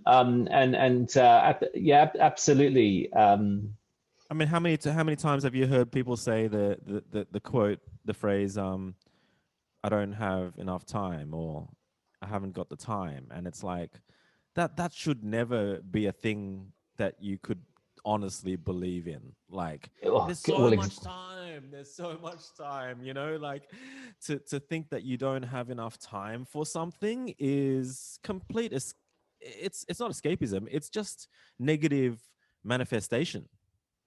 yeah, I yeah. don't have the That time. I don't have enough it's it. time. No. It is, and God, there's so much around this manifestation stuff, um, Mm.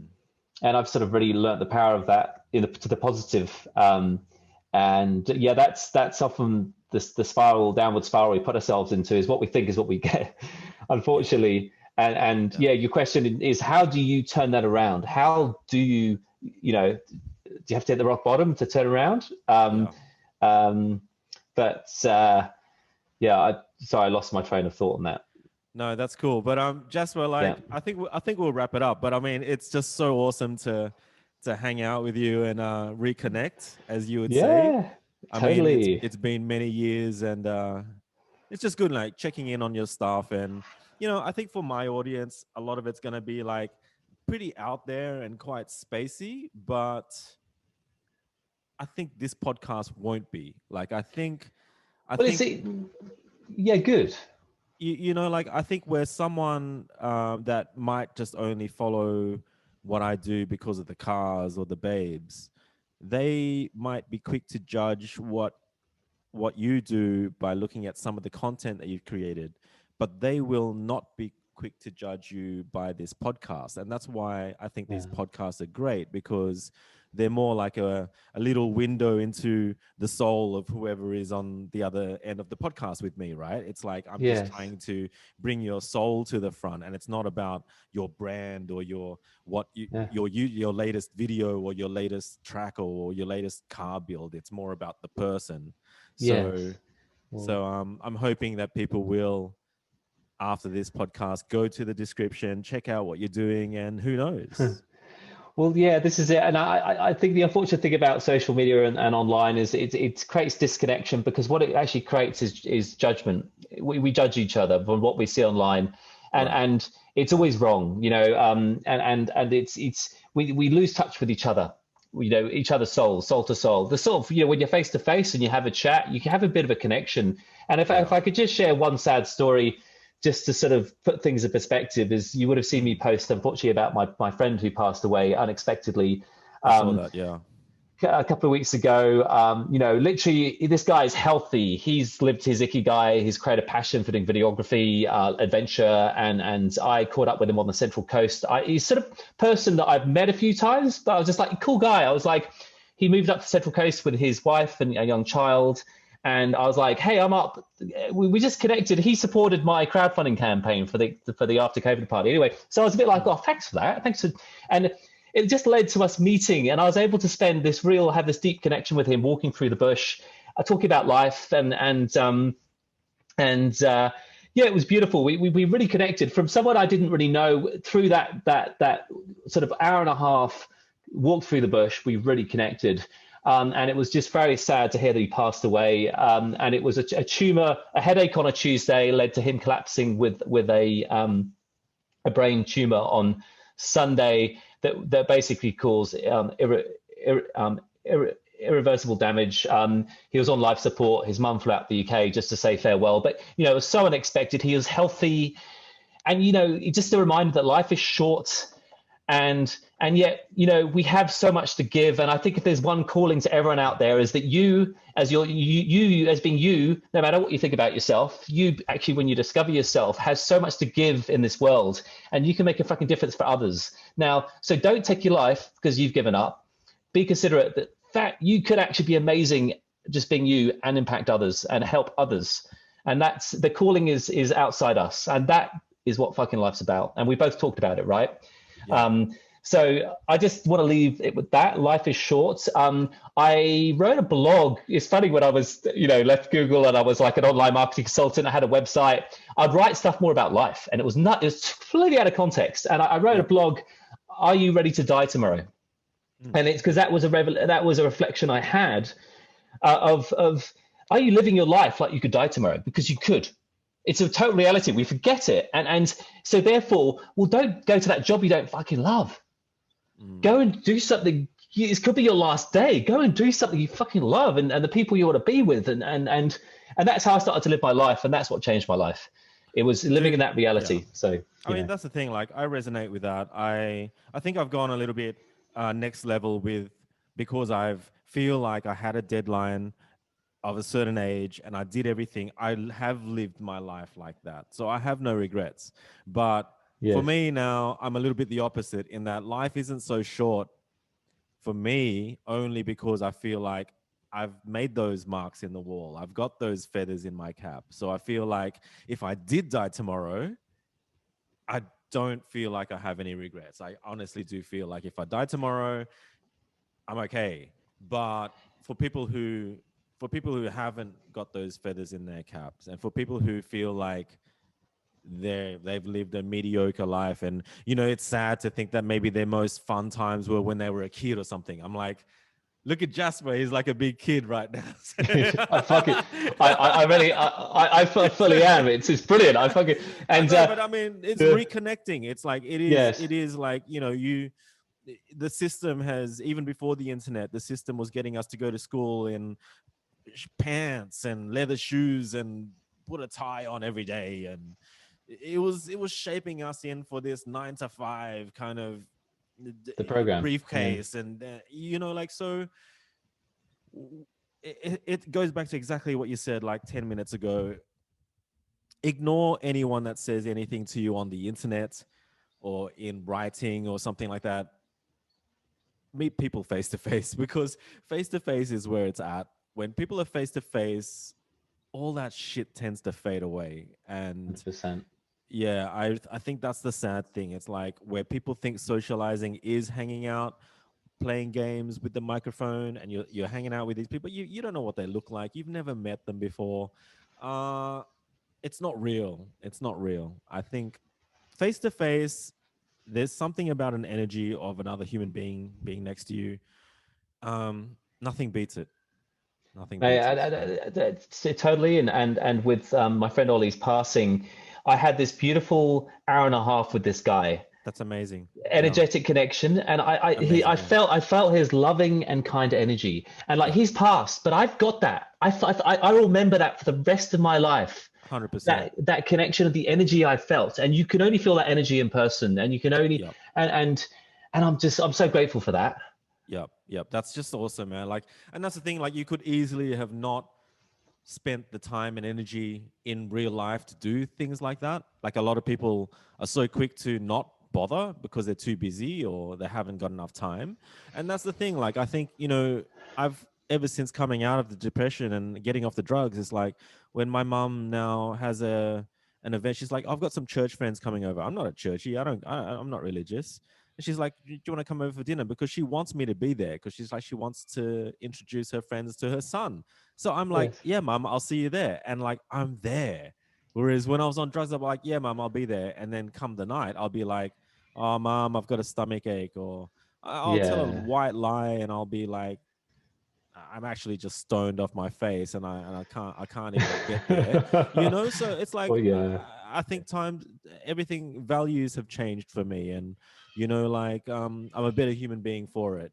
So I think when you put the time in for the face to faces, it just outdoes all the other shit that is not right. Like, deep down when you're putting something off, or when you're too lazy to meet your friends, that that's not good. Like, deep down it's not right.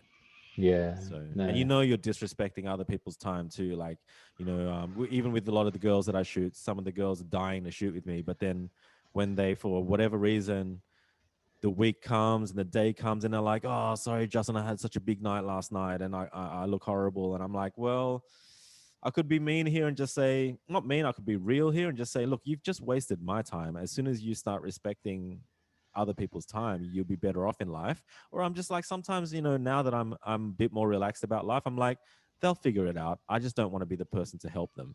So I'm a little bit different. I'm not trying to help everybody now. I'm being quite selective about it. Well, look, just in the way you're being so open and talking, this is, can have huge impact. It's great that you've got this awesome following to, I guess, influence, inspire, and educate. You mentioned values, and that's a big part of my course is understanding what are your core values. It sounds like really naff. It's like, oh, you see values on a company wall, like what your values are. It's like, well, no, what the fuck do you stand for? What are you about? Like, seriously, what are your top 5 values which you want to live by? And then that guides your decisions. And then you go, I'm 100% back. That. Like, yeah, you only have X amount of values to give is what I always say to people. Like, yes, you don't have infinite value to give. You've got this much. Where am I going to put these values and make it count, right? So yes. I'm 100% with you on how important. I don't think it's naff at all to talk about. Like, I think it's so important where you place your values in life. Yes. And you can reassess. You can reassess over time. It's not like you put them in a certain place and it's like stuck there. Like, you can always reassess where you place your values, but it's super important where you place them in where you are in life. I'm totally with you on that. Yeah.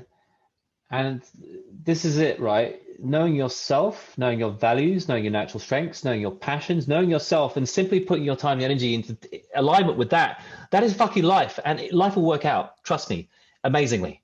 It's that fucking easy. The hard bit is actually getting to know yourself and the fact that you're actually way different to what you thought was. And now, like, for example, what I thought was my biggest weakness, my biggest fear, my whole fucking life, what ended up being my superpower. I'm like, I'm like, what the fuck? How did I get it so? How the fuck did I get it so wrong? Like, how did I not understand me? And it's because of what happened when I was 5, and how it affected me, and the meaning I took away from these experiences. And it's like, fuck, Jesus, wow, isn't life crazy? I read some of your stuff and how you talk about superpowers, and I don't think that's naff at all because. Yeah. You look at something like X-Men, right? This comic book series where it's basically, it came from like racism or something. Like, I copped a whole lot of racism because I was the only Asian kid at school. I'm the X-Men. I'm the superhero. I am the weird one, the one that doesn't fit in. And then, we're the black sheep, and it's okay. And it's totally fucking cool, if anything. It's cooler than being the norm, So I'm with you on that. It's like, maybe where a lot of people beat themselves up are over their strengths, but they're just not looking at it right. Yeah. Well, it was, for me, it was sort of it was a catalyst for my first week at school to meaning I took away that then I reinforced. I found the pattern. So what you think is what you get. So if you think you're not good enough or smart enough, you'll prove that you're not. This is how fucking crazy we are. And that's the manifestation stuff. Yeah. And then when I wrote I love cats. I've seen your cat walking around. I really want to come over and stroke your pussy. I had wrote a poem about my cat. And I just started at secondary school, and I was completely lacking, just not confidence in myself. And I had to stand up in front of the whole fucking class and read the poem about the cat I wrote. My cat. I was shitting myself, and it was the first time I remember stuttering. Yeah, wow. I've had a stutter. You wouldn't know it my whole life, particularly with authority figures. Holy shit! Because I was told, I was literally told off my the headmistress for running around with a stick in the playground. I peed my pants. That was one of these incidents. And so when authority figures, this stutter comes up, and it's like a defense mechanism to prevent me from putting myself out there and embarrassing myself. And it's like I lived with that stutter my whole life up until, and I still stutter sometimes, but mostly I don't. But I realized. And so the thought of leadership roles, being on stage, just scared the shit out of me. I was like, that's the fucking last place I want to put myself. I'm going to stutter. I'm going to embarrass myself just like I did when I wrote the poem about my cat. And now I realize my superpower is presenting and being a leader and putting myself and I'm just like, fuck. And it's doing this. It's talking about this shit. And this. So I could talk to you for hours and hours and hours because this comes so naturally to me. it That's right. aligns with I'm so passionate about this. But that's the thing, like when you find that thing where you don't have to have the bullet points in front of you, you don't have to have prepared a speech, you don't have to, like when you just, like you said, when you find yourself and you just rock yourself, then Yeah. you can go for hours. You can, it doesn't take energy, it gives you energy. You know, like when I Oh, go and do these inspirational design talks, like I get nervous just like every other human does. I get nervous the night before, I get nervous getting there, but you know, when I hop off that stage and I've given a talk, it just, my God, I pat myself on the back. It feels so good. I feel absolute natural high. I've done it. I don't know, you know, and yeah, amazing. I met someone a while ago that said, Justin, when I told her that story, she said, Justin, next time you do one of those design talks or a speech or something like that in public, pat yourself when you get the gig, pat yourself the night before, pat yourself on the back to say, congratulations, you got this gig tomorrow. When you wake up in the morning, pat yourself on the back, say, good on you, you're doing this thing today. Don't just pat yourself at the end, pat yourself on the back at the end of it. Just Mate, that's congratulate yourself the whole way through. And that even opened up my mind to like be like, it started to get rid of the nerves, you know, rather than getting nervous about it. It's like, congratulate yourself. You did this. You got this gig. It was really Thank you for nice. that. You just helped me before presenting my first Discover Your Purpose workshop last night at Right. 7:30 p.m. You're, By which time I worked for hours and hours because I was like, "Fucking, it's not quite right. I need to move this." And what is that too much there? Is that, oh my god, that's going to go over time. So I was like, for hours and hours, I was just yeah. stewing over this fucking first presentation. Of course, by the time I get there, I'm like, And I sense that. I sense that in your post, Jasper. Like I sense the anxiety and stuff. I'm like, yeah, I'm seriously, bro, pat yourself on the back because what yeah, you're doing is helping others. You've got these people that are there to see you just being you right now. It's not about all the research, the notes. I know you've done the hard yards. You know you've done the hard yards. You yes, wouldn't be comfortable talking with me for a couple of hours unless you were the real deal. Okay. So it's yeah, like your bottom line is already based on getting good. That's what I'm getting at. It's like you can't expect everybody to get to this level overnight. You've spent the energy and the time over the years to get comfortable with yourself. yes. That's why it should come easier to you. But I get it. You're human just like everybody else. I'm the same way. Like I have to say to myself now, if I get nervous about something, I'm like, well, pat myself on the back for even getting this gig, pat yourself on the Yes. back for even doing this. I know that I might say something wrong in a podcast and everyone in the comments might call me out on something, but like, hey, I can't think about those things before I do these things. I just need to rest assured that I know who I am. Whatever comes out, comes out for better or for worse. And I'll deal with it as it goes, you know? Thank you, Justin. That was really helpful for me. And yeah, I think we never give ourselves enough credit, and and that's when we should. So thank you for reminding me I need to give myself more credit. And Yeah, give yourself a pat on the back for everything that you're doing, man. I think thank you. you're doing a lot of things, and I wouldn't expect anything less. I think you've got that energy to be able to put in different pockets. And I also don't think you have that kind of 9 to 5 job where that energy is not energy anyway. You're not putting energy into your 9 to 5 job if you hate it. And it's just sucking up your whole day. And, Oh so God. I feel like the amount of energy that you've got is obviously giving you back energy as well.